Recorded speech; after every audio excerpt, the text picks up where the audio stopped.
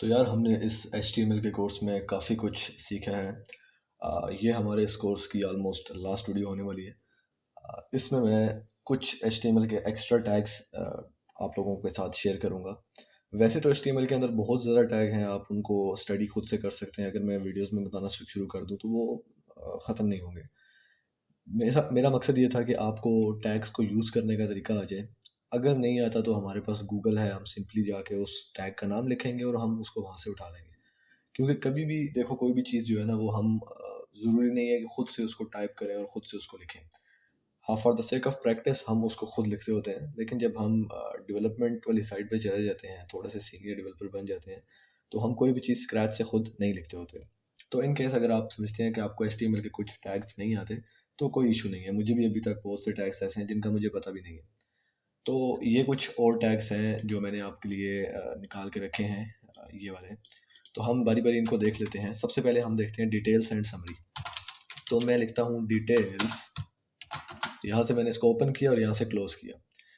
अब इसके अंदर एक मेरे पास आएगा टैग समरी के नाम का, ठीक है। इसको ओपन किया, इसको क्लोज किया और यहाँ पे मैं लिखूंगा इंट्रोडक्शन। आप कुछ भी लिख सकते हैं, इंट्रोडक्शन, ठीक है। और इसके अंदर लेट्स से मैं एक एच टैग लेता हूँ, ये चले मान लीजिए एक पैराग्राफ टैग लेता हूँ। और यहाँ पे मैं लिखता हूँ लोरम आइप्सन। अब ये लोरम, सॉरी, आइप्सन क्या चीज़ है? ये एक रैंडम मेरे पास मुझे इसने पैराग्राफ जनरेट करके दे दिए। आप खुद से कोई भी पैराग्राफ ले सकते हैं। तो अब होगा क्या बेसिकली, अब मान लीजिए ये पैराग्राफ बहुत बड़ा है, मैं इसको डिस्प्ले नहीं कराना चाहता अपने यूज़र को। तो मैं चाहता हूँ सिर्फ यूज़र को ये चीज़ डिस्प्ले हो और आगे एक जो है वो समरी का मतलब एक आइकन आ जाए कि इस पे क्लिक करोगे तो ये जो है वो एक्सपेंड हो जाएगा। जैसे वो कोलैप्स और एक्सपेंड का हमारे पास ऑप्शन होता है, कुछ उस टाइप का काम ये हमारा टैग ये वाला करता है। तो हम इसको सेव करते हैं और एक बार अपनी फाइल को रिफ्रेश करते हैं तो ये देखें मेरे पास सिर्फ इंट्रोडक्शन लिखा आ रहा है, ये देखें, बाकी का पैराग्राफ नहीं लिखा आ रहा। तो अब अगर जब मैं इस पर क्लिक करूंगा तो ये देखें मेरे पास वो पैराग्राफ मेरा आ चुका है और मैं इस पर करूंगा तो ये हाइड भी हो जाएगा। तो ये एक बहुत कूल फीचर है HTML का और ये मुझे भी अभी ही पता चला है। मतलब मैंने इस पे जब स्टडी की है HTML के एक्स्ट्रा टैग्स पे, तो मुझे भी अब पता चला है। पहले जब मैं इस तरह का काम करता था तो मैं जावास्क्रिप्ट के थ्रू करता था, लेकिन ये हमें बहुत आसानी से हो गया। जावास्क्रिप्ट में हमें हाइड करना पड़ता है, फिर उसको डिस्प्ले नन या डिस्प्ले विजिबल वो काम करना पड़ता है। तो यहाँ पे बहुत ज़्यादा इजीली हो गया, बस एक टैग लो और टैग के अंदर समरी लो, जो चीज़ आपने शो करानी है, और उसके अंदर जो दूसरी चीज़ें हैं वो जो आपने हाइड करानी है वो रख लो। और जैसे ही इस पर क्लिक होगा तो वो एक्सपेंड हो जाएगी, अदरवाइज वो हाइड हो जाएगी। तो अगला टैग है हमारा प्रोग्रेस टैग, तो वो भी देख लेते हैं। मैं यहाँ पे नीचे आके लिखता हूँ प्रोग्रेस और यहाँ पे लेट से इसके अंदर इसकी मैंने कुछ वैल्यू देनी होती है। लेट से मैं लिखूंगा वैल्यू इज इक्वल टू 40 और इसकी जो मैक्स वैल्यू है max is equal to let's say 100, ठीक है। अब इसका मतलब है कि ये 40% हो चुका है 100 में से। ओवरऑल वैल्यू कितनी है 100 और जो हमारी करंट वैल्यू है वो है 40। और यहाँ पे हम कुछ लिख देते हैं 40% ही लिख देते हैं। तो अब जब मैं इसको सेव करूंगा और रिफ्रेश करूंगा तो ये देखें मेरे पास एक प्रोग्रेस बार, एक लोडिंग बार मेरे पास आ चुकी है। अगर मैं यहाँ से इस 40 को 80 कर दूं तो क्या होगा देखते हैं, ये देखें, ठीक है। तो ये मेरा कहने का मतलब ये है, जब हम किसी वेबसाइट के अंदर अपनी कोई लोडिंग बार बनाते हैं या कोई ऐसा एनिमेशन बनाते हैं जो लोड होके आती है, या गेम्स के अंदर आपने देखा होगा, तो उसके लिए हम ये टैग बहुत इजीली यूज़ कर सकते हैं।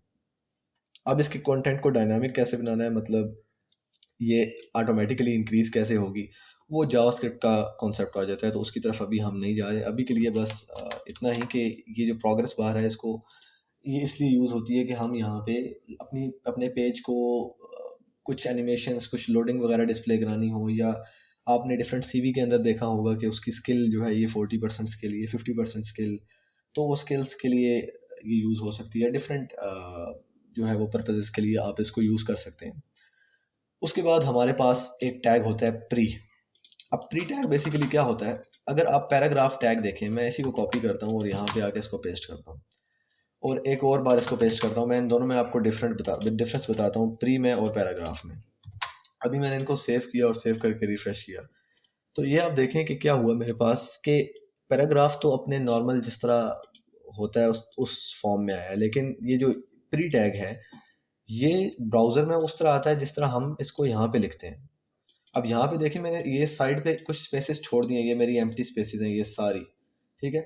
अगर मैं यहाँ पे लेट्स से यहाँ पे आके कुछ लिखूँ हेलो, और इसी तरह मैं इसमें भी यहाँ पे आके लिखूँ हेलो, अब आपको अच्छे से समझ आएगा। अब प्री टैग में क्या होगा कि ये बिल्कुल एज इट इज़ प्रिंट होगा, हेलो भी साथ आएगा और इतनी ही स्पेस लेगा जिस तरह ये लिखा हुआ है।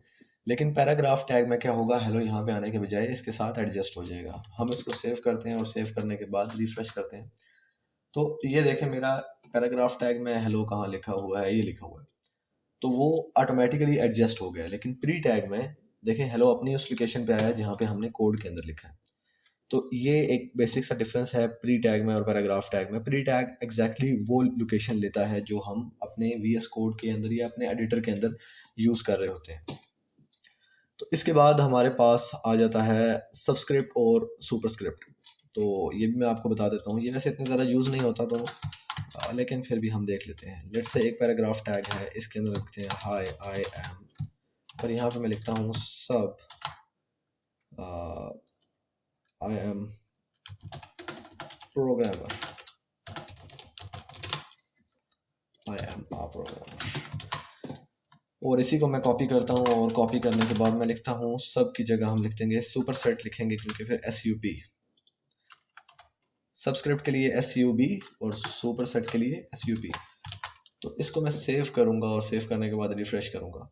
तो ये देखें, ये जो पहले वाला है ये मेरे पास आ गया सबस्क्रिप्ट, और दूसरे वाला क्या आ जाएगा सुपरस्क्रिप्ट। अब सुपरस्क्रिप्ट क्या होता है, जो किसी वैल्यू के टॉप पे, जैसे पावर हम देते हैं A की पावर 2 या मैथ के अंदर हम पावर्स देते हैं, तो उसके लिए ये यूज़ हो सकता है। इसी तरह सबस्क्रिप्ट भी कुछ जगह होती हैं जहाँ पे हमारे पास यूज़ होता है, लेकिन ये यूजुअली कम ही यूज़ होता है वेबसाइट्स के अंदर। वैसे बस मैंने आपको बताने के लिए इस पे भी एक वीडियो बना ली है, इस पे ज़्यादा टाइम नहीं लगाएंगे। इसके बाद हमारे पास आ जाता है मार्क। मार्क भी इतना यूज़ नहीं होता, इसको हम स्किप करते हैं। इसके बाद हमारे पास ये टैग थोड़ा यूज़ होता है, ये दोनों लास्ट टू जो हैं। लेजेंड टैग है, लेजेंड टैग थोड़ा स्टाइलिंग में हमारे पास मदद देता है। अगर हम यहाँ पे लेट्स से एक फॉर्म लें, जैसे हमने कुछ वीडियोस पहले मैं देखा था कि फॉर्म कैसे वर्क करता है, तो फॉर्म में जल्दी से एक फॉर्म बना लेता हूँ।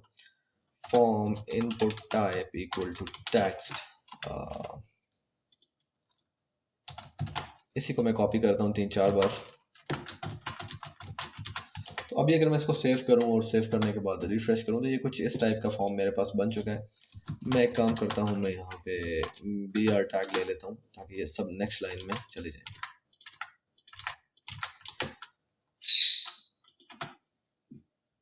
एक और ले लेते हैं। याद रहे कि BR एक अच्छा तरीका नहीं है, हमें पैडिंग मार्जिन वगैरह देना पड़ता है, लेकिन वो हम CSS जब करेंगे तब देखेंगे। अभी के लिए BR पे ही काम चलाते हैं। अब लेजेंड क्या चीज़ है, मैं यहाँ पे एक टैग लूँगा लेजेंड नाम का, ठीक है। मैंने टैग लिया लेजेंड नाम का, इसको यहाँ पे ओपन किया, और इसको फॉर्म के एंड में आके मैं यहाँ पे क्लोज कर देता हूँ, ठीक है। सॉरी, फॉर्म से पहले। तो अब लेजेंड के अंदर ये सारी चीज़ें पड़ी हुई हैं, ठीक है। बल्कि आई थिंक लेजेंड को मैं यहाँ पे क्लोज करने के बजाय यहीं पे क्लोज करूँगा और लिखूँगा साइन अप फॉर्म। मैं इसको सेव करता हूँ और सेव करने के बाद रिफ्रेश करता हूँ, ठीक है। छोटा सा एक स्टाइल दूंगा, border colour black,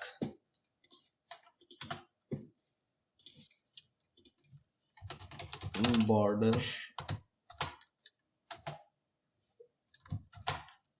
1 pixel solid red.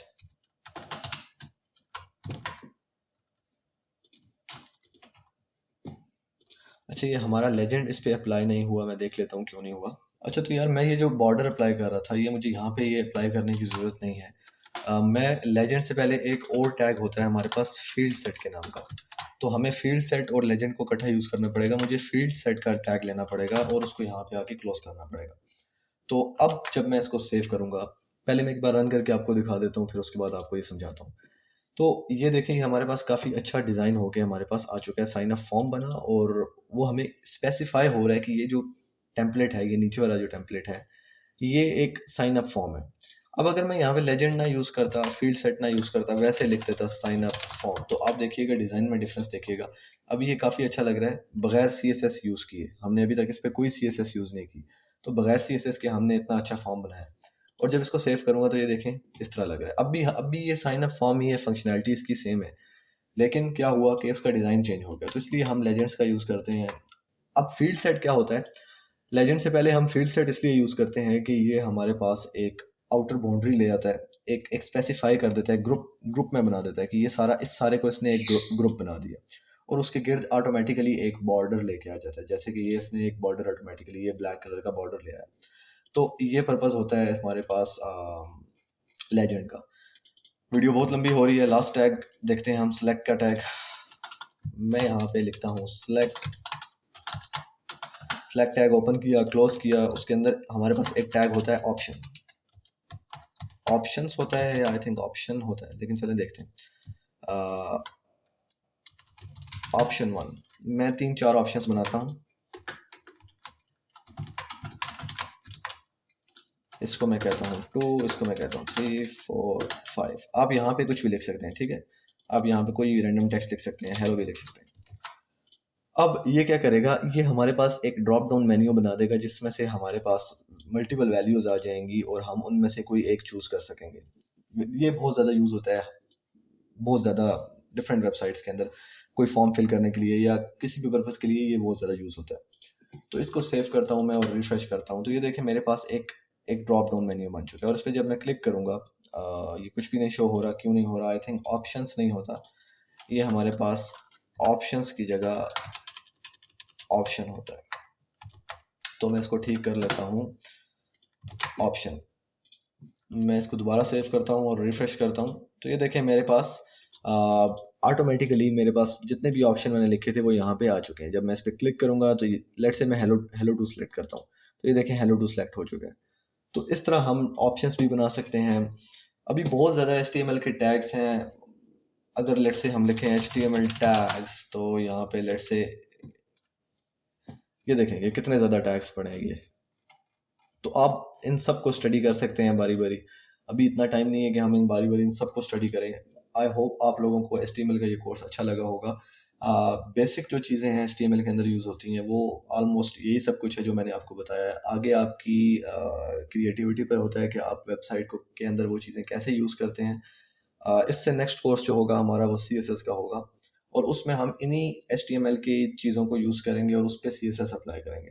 और उसके बाद जावास्क्रिप्ट पे एक कोर्स होगा, और एंड में हम उन तीनों को HTML, CSS, जावास्क्रिप्ट, इन तीनों को मिलाकर एक कंप्लीट देखेंगे कि, क्योंकि एक इशू ये भी होता है कि बहुत से लोगों को HTML भी आती होती है, CSS भी आती है, जावास्क्रिप्ट भी आती है, और भी लैंग्वेजेस आती हैं जैसे बूटस्ट्रैप, टेलविंड, ये सब कुछ, लेकिन उनको ये नहीं पता होता कि इन सब को कंबाइन करके एक फुली फंक्शनल वेबसाइट बनानी कैसे है।